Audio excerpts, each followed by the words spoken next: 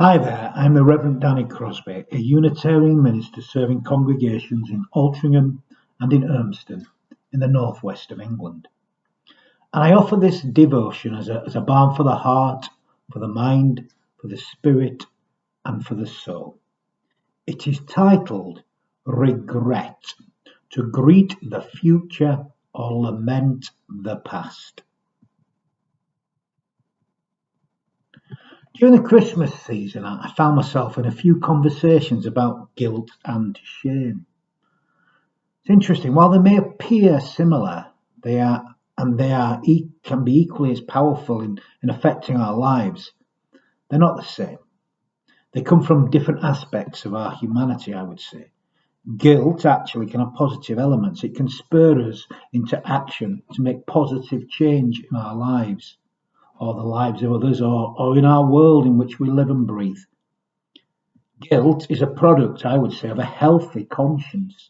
A person who claims never to feel any sense of guilt is either deluding themselves or potentially sociopathic, I would suggest.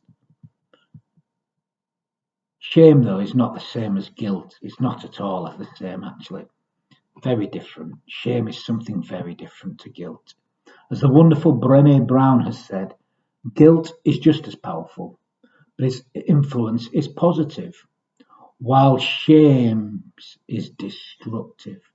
Shame erodes our courage and fuels disengagement.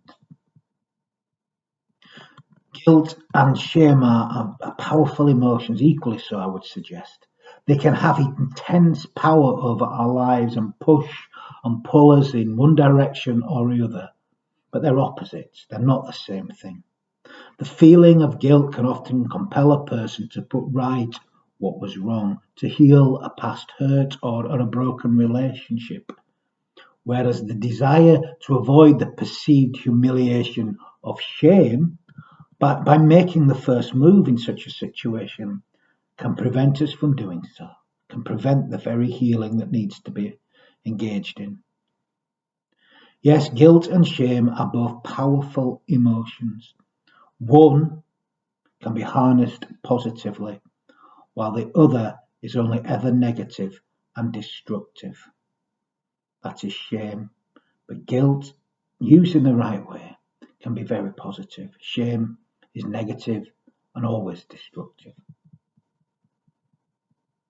I had many conversations, oddly, around many other things too, of course, but this kept cropping up. Now, during one of those conversations, a friend began telling me of some regrets that they'd had in their life.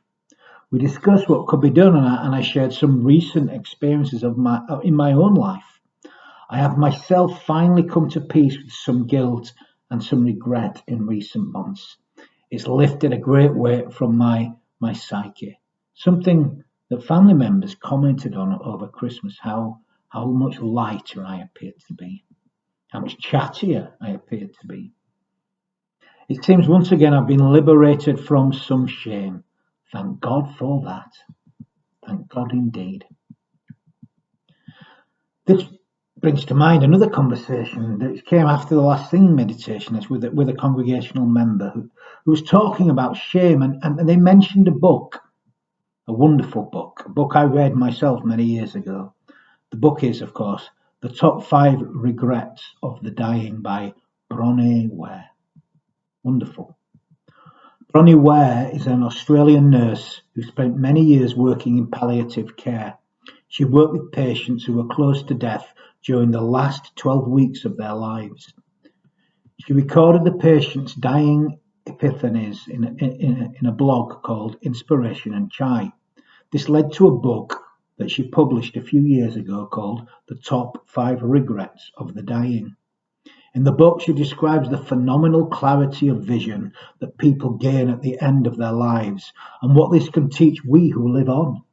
She highlighted that there were five particular themes that emerged from her conversations.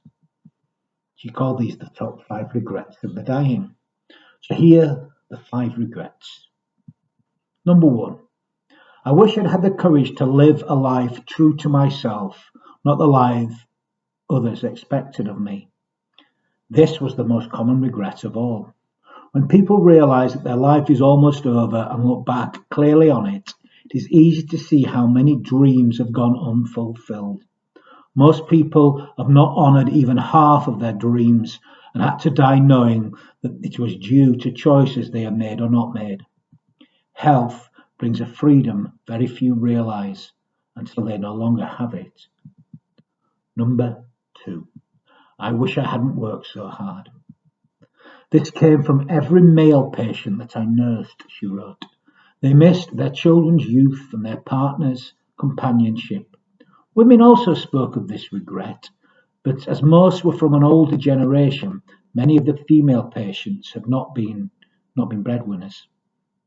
All of the men I nursed deeply regretted spending so much of their lives on the treadmill of a work existence. Number 3. I wish I'd had the courage to express my feelings.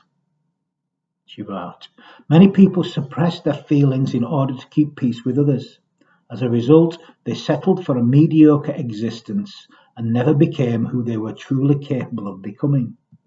Many developed illnesses relating to the bitterness and resentment they carried as a result.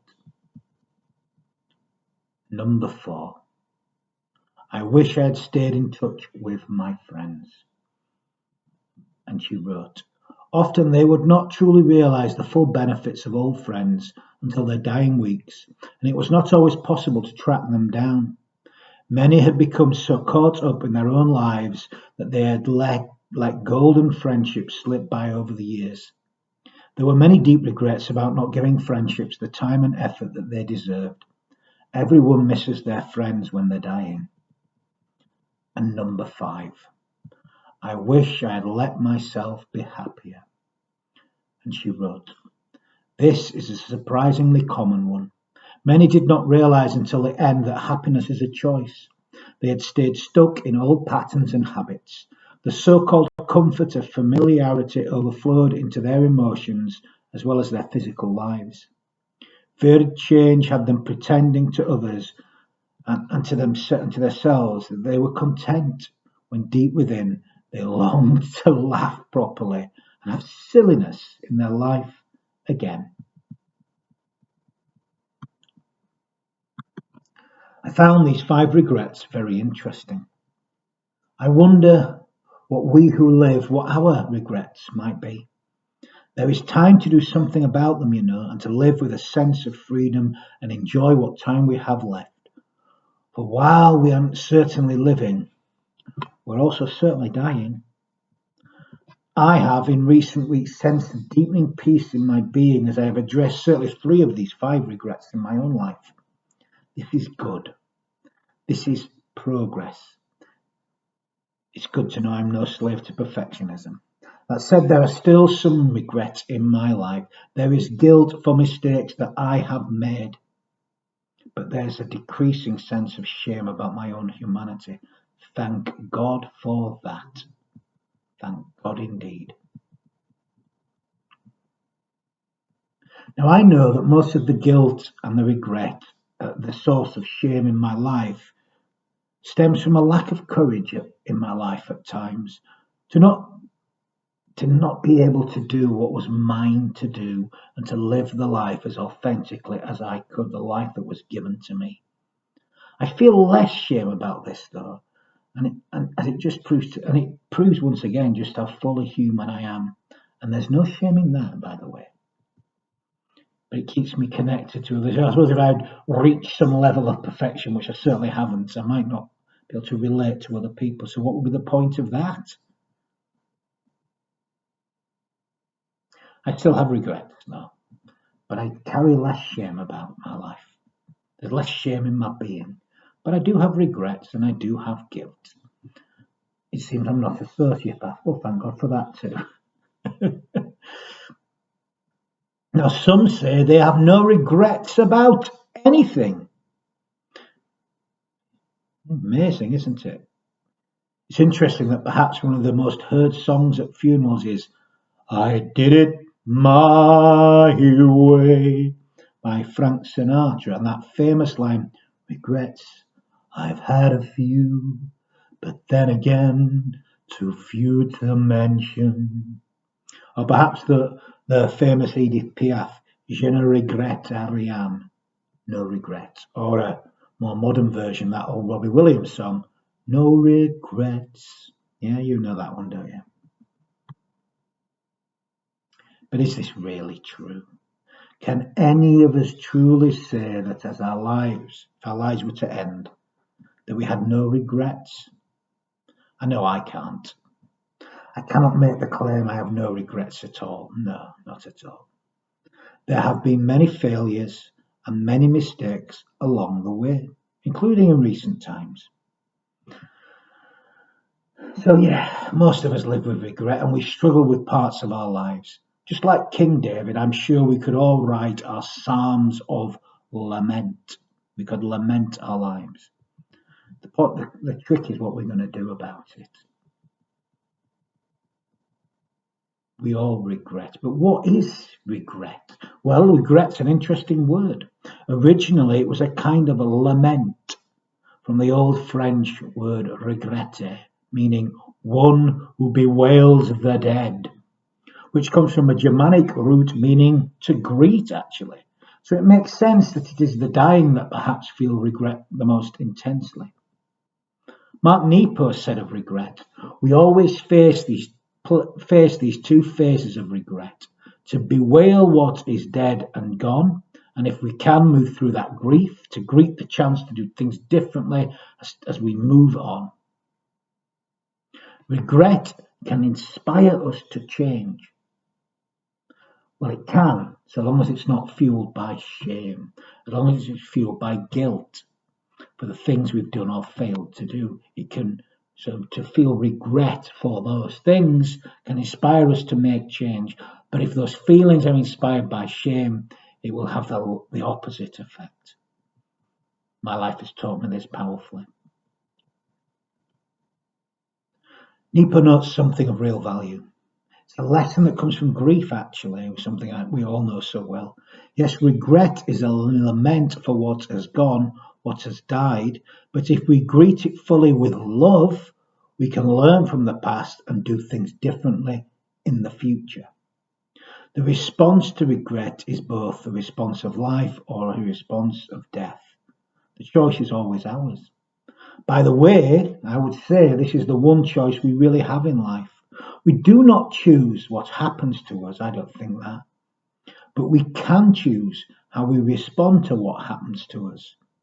It's the one ultimate freedom, it seems, actually. It's the one ultimate freedom that's open to us all. Or to quote Viktor Frankl, everything can be taken from a man but one thing, the last of human freedoms, to choose one's attitude in any given set of circumstances, to choose one's own way. So the response to these feelings of regret is ours, provided it doesn't come from shame. We can choose life or we can choose death. We can close in and shut down, or we can create with love. Now, there are two wonderful and rather interesting examples of human responses to regret found in the New Testament. In fact, they're found in the Easter narrative. Following Jesus' betrayal, Luke's Gospel, chapter 22, depicts Peter regretting his betrayal of Jesus. He wept bitterly for his fear-based denial, and yet how did he respond to this pain, this grief? Well, the whole Christian church, it is said, was built on Peter, on the rock of Peter. Hope was born again from those feelings of regret. They stirred him on because they came from guilt, not from shame. Matthew chapter 27, though, depicts a very different response to regret, that of Judas Iscariot. And this response is much closer to the original meaning of regret, which meant to bewail the dead. His response was from shame. His response was to take his life. Both Peter and Judas can be seen as examples of how we can act with guilt or we can act from a place of shame over the things that we regret in life. And aren't we all much the same? Is it a response that is life-giving and life-creating, or a response that's life-denying and life-destroying? It's about where that regret is fueled from. Does it come from guilt or does it come from shame? Guilt can be a positive thing if we respond in life-giving ways. Regret has its place. We need to feel it and to respond in life-giving and affirming ways. It matters how we live with regret. Is the regret life-affirming or is it shame-based, therefore life-denying? Joan Chichester wrote in The Gift of Years, "The burden of regret is that unless we come to understand the value of the choices we made in the past, we may fail to see the gifts that they have brought us. The blessing of regret is clear. It brings us, if we are willing to face it head on, to the point of being present to this new time of life in an entirely new way. It urges us on to continue becoming." We all have regrets. It's delusional to say that we should never have them. In fact, a person who never feels regret or guilt has something missing in their humanity. It's that we have these feelings for a reason. They're not negative feelings in and of themselves. Yes, regrets fueled by shame can gnaw away at our souls, but if we are wise, regrets can be powerful, powerful teachers. We need a lot of humility and we need a lot of curiosity to learn from our regrets, rather than by simply allowing them to whittle away at the spirit. And above all, we need hope. If we regret something but are willing to learn from it, we must dare to hope that we can learn from these mistakes, these regrets. Humility is a thing of hope, really, in some sense. For when we humble ourselves and see our true humanity and are grounded in this real reality, we will live in hope, and the hope that we can do better. We will respond positively from this sense of guilt, from this sense of regret, so long as it's not rooted in shame. So I say to you, let's face and truly know those things that we regret, no matter how many times that we failed to live up to our ideals, our human aspirations. Let's be powered by appropriate guilt and not fettered by inappropriate shame. We need not be paralyzed lamenting the past, nor do we need to close the door on our pasts. Let us instead move through the grief of regret and greet the future with its possibility of what might yet be, what our lives might yet be, of what we could possibly be. And then when our time comes, we don't have to live with that regret, or we don't have to die with that regret, actually. Amen. So I'm going to offer some final words of blessing. We need to bless more. And we can all bless. We bless when we give ourselves wholly to life. So may our lives be blessed according to the depth of our love, the persistence of our faith, our willingness to forgive and be compassionate, and in proportion to our yearning to be free. And may the love of God hold us and sustain us, and may it do so in all that we feel, in all that we think, in all that we say, and in all that we do. Go in love, go in peace. Amen.